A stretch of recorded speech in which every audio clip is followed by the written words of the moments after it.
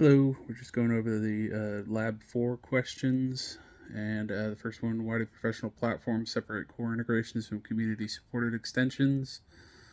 And I believe that is to keep the system separate from community extensions that could come in and potentially not work well. They might, the extension itself might not be well thought out, might not work within the program the way you thought it would. So if you keep the core system set up secure and separate from that, you ensure that it can't be, potentially damaged by community stuff.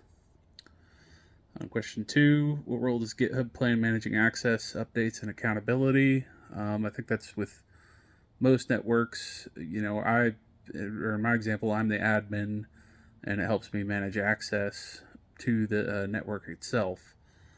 I could, create an account for somebody, say my father or something, and give him limited access, so I know that he can't damage the system with his,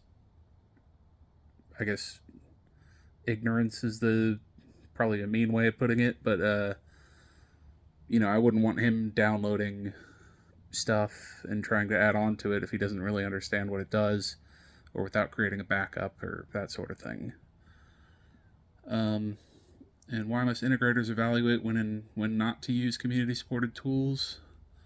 Well, I think that's important because I'm sure there are a lot of good community tools out there, and however, just downloading anything without, checking it first and knowing if it supports and does what you want it to do, and so they have to be careful of that, or else it could damage the system, and or do something you don't.